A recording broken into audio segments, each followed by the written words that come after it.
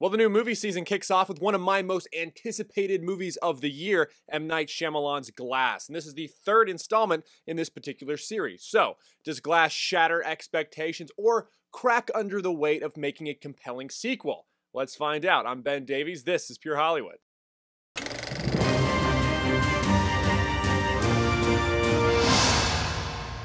Well, first off, Glass is the third installment of the Unbreakable series, started in 2000 with Unbreakable, which was actually the most expensive movie to make out of all three of these. So kudos for making high-quality production on low budgets. I still can't believe Split was made for $9 million. Anyway, as a viewer, I give Glass a 2 out of 5, and oh, this hurt me so much. It's not as compelling as Unbreakable, it's not as thrilling as Split, and other than a strong start in the first 20 minutes, it bogs down and just never delivers on the suspense or action that we want. This is largely in part to three main characters that are completely useless and boring on screen that take up like an hour of runtime. Like, please, let's get back to the main characters that we actually care about. And fortunately, James McAvoy, who is the most underrated actor in Hollywood, yes, he was fantastic once again, gave a great performance, as well as Samuel L. Jackson, who did so much with literally nothing and just exposition, which is just talking about what's happening in the story. Also gave another great performance, which is why I think he's gonna steal the show in Captain Marvel. Mark my words. The dude's just a beast. Now, as a critic, this movie gets another 2 out of 5 from me. Now, I am no M. Night Shyamalan hater at all. In fact, I think M. Night is in the elite stratosphere when it comes to ideas and interesting story. No movie's just a drama, a cop film, a revenge flick. The world, characters, and situations are, for the most part, utterly captivating and interesting. But in the execution of these ideas, he has whiffed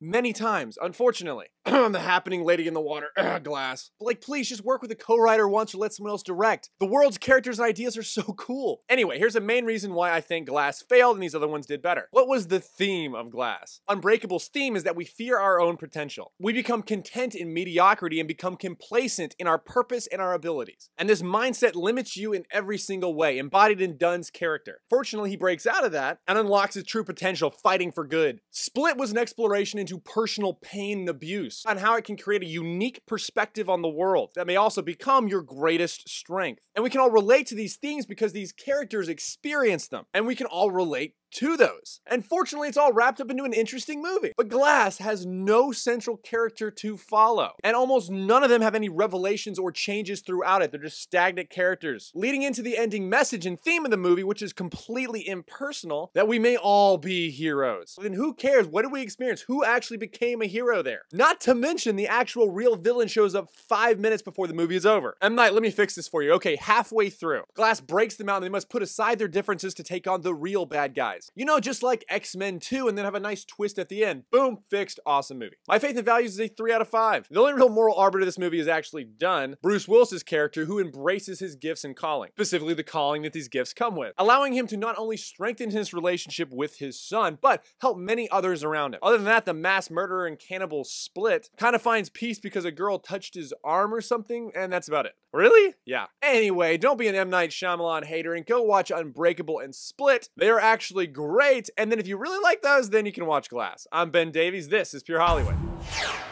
Did you enjoy that video? Of course you enjoyed that video. So now you need to become a premium member to the Rebel. That way you have first access to Pure Hollywood and the entire Rebel lineup.